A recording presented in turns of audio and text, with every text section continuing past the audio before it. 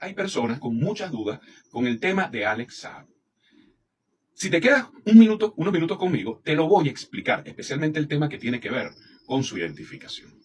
Esta información se ajusta a la realidad y a la experiencia que en mi caso tengo de vivir en mi país desde hace más de 60 años. Esto no es una forma de lavarle la cara al régimen o de beneficiar a la oposición, es de decir la verdad. El tema de Alex Saab tiene dos componentes, el jurídico y el político. El jurídico, véanlo al final en un video de una abogada venezolana que lo explica muy bien. Pero, en resumen, la decisión jurídica que tomó el gobierno de Venezuela se ajusta a las normas constitucionales y demás normas de nuestro país. El elemento político, este tiene varios aspectos. El principal, la identificación, que es además la que permite que se tome la decisión jurídica. La falsa identificación de Alex Saab. Mercedes, te vi en la iguana. Por favor, Mercedes, por favor.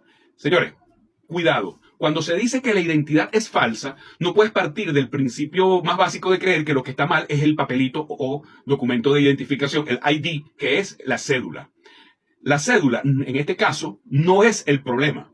El problema es el expediente que sostiene esa cédula. Lo que fue objeto de un fraude es el expediente. Existe un expediente, el cual, de acuerdo a una revisión que hicieron, tiene vacíos legales y da muestras de ese fraude. Es decir, el documento que tú ves en la cédula sí está soportada por un expediente. El expediente es el que está chico. Esto es bueno decirlo porque los problemas de identificación de nuestro país son de larga data. Cuando empezó, o digamos que a mediados del primer periodo del régimen chavista, en particular del gobierno de Hugo Chávez, se habló de la necesidad de transformar nuestro sistema de identificación porque era frágil, era bastante inseguro. Entonces ahí se habló que nuestra data fue mandada a Cuba, que entonces los cubanos eran los que nos estaban dando la cédula, etcétera, etcétera, etcétera. Era para que ustedes tengan una idea de qué estamos hablando. Esto coincide con la fecha que están diciendo, donde supuestamente se generó esa cédula y esta nacionalidad, que es en el 2004.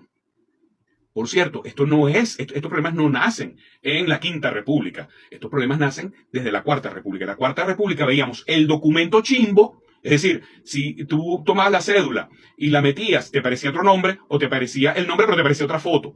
Pero acuérdense que en esa época tampoco existían los sistemas de verificación que hay hoy en día. Tomando en consideración entonces que el sistema o el tema de identificación de Alex Saab es fraudulento desde la base, desde el expediente, nada tiene de absurdo entonces que él haya sido nombrado ministro o que haya tenido inmunidad diplomática o pasaporte diplomático, porque él tenía una cédula que tenía un origen.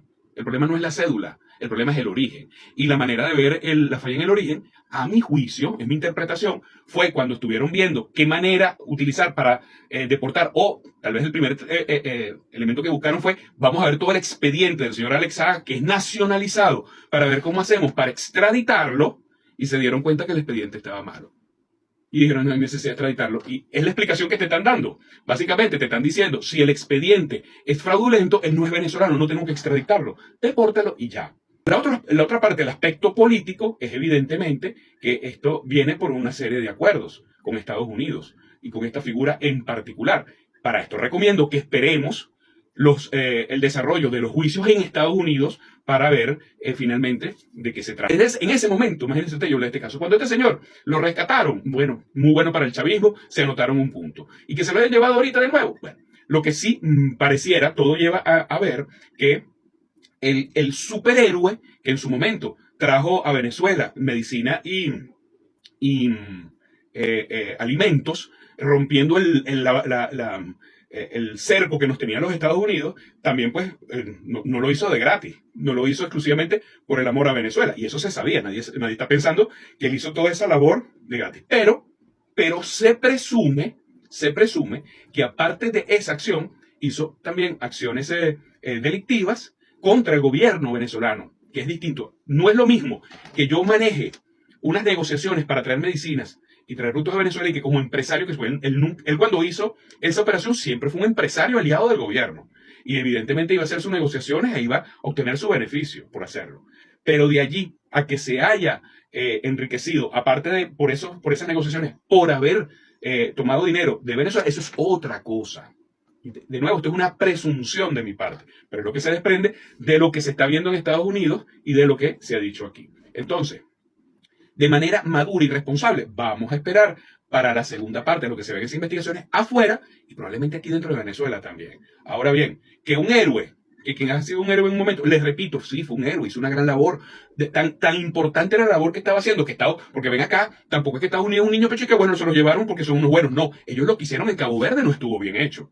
¿Ok? ¿Y por qué lo hicieron? Lo hicieron porque era un hombre que se estaba moviendo para lograr romper el cerco que ellos nos habían puesto. ¿Ok? Ahora bien, que en ese proceso él también aprovechó para hacer algunos hechos delictivos, hechos irregulares a nivel internacional, esa es su responsabilidad y debe enfrentarlo. No nos llenemos de conceptos errados, porque, bueno, tal vez yo no te voy a decir que no haya gente en el alto gobierno que supiese eso, pero yo presumo que los que están ahorita gobernando no lo sabían. En todo caso, eso les tocará saberlo a la justicia.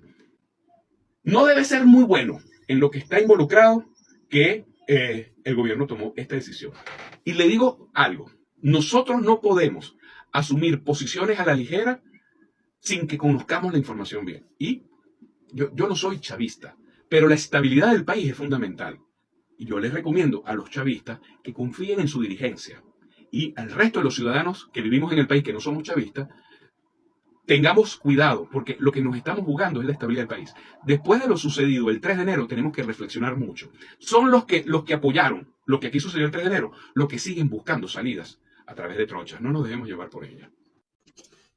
Porque la salida de Alex Saab sí correspondía a una deportación. Fíjense algo, debajo del escenario planteado por las declaraciones de Diosdado Cabello y Delcy Rodríguez, la figura legal utilizada y que jurídicamente corresponde era y es la deportación. ¿Por qué? Porque el cambio de narrativa oficial transforma por completo la vía legal aplicable. Les voy a preguntar algo. ¿Por qué ustedes creen que se aplica la deportación bajo ese nuevo argumento, el argumento señalado el día de ayer?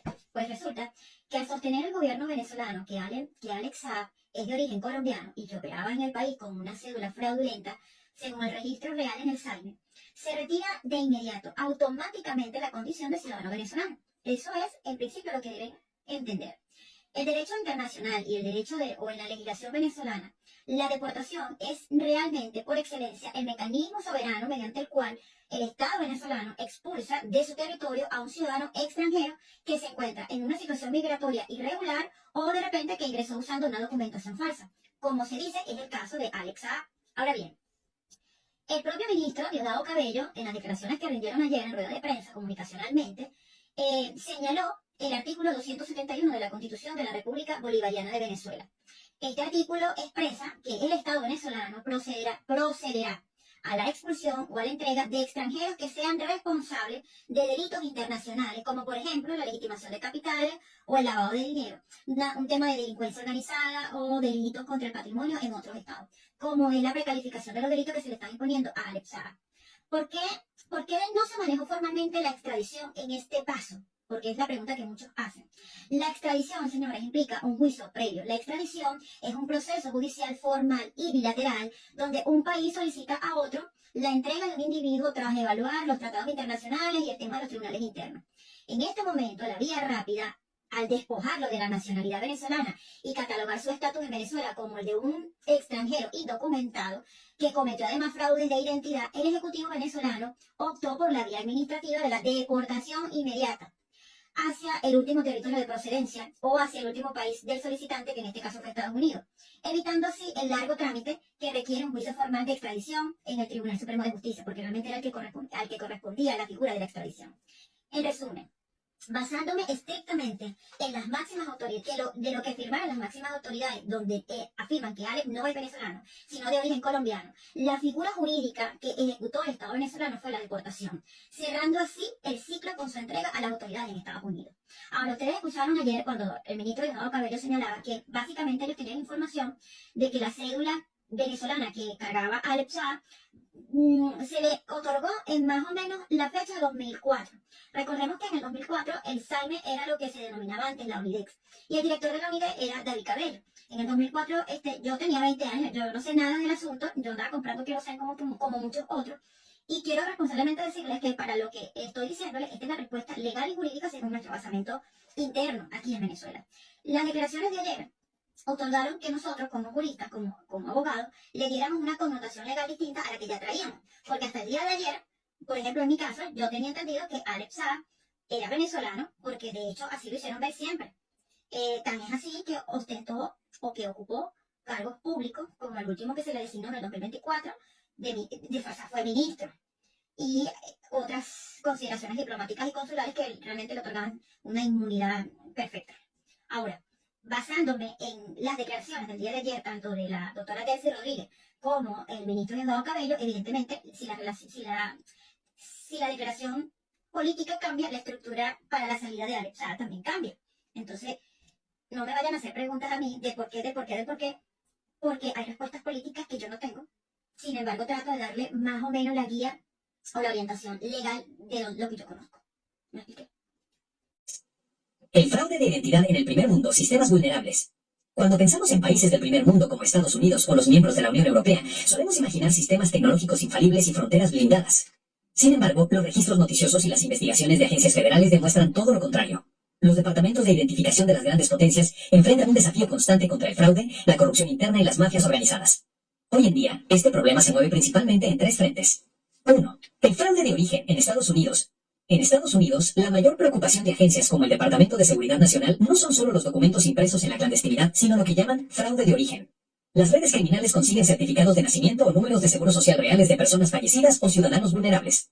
Con estos datos legítimos, los delincuentes acuden a las oficinas oficiales y logran que el propio gobierno les emita un pasaporte estadounidense 100% auténtico pero con una identidad completamente falsa.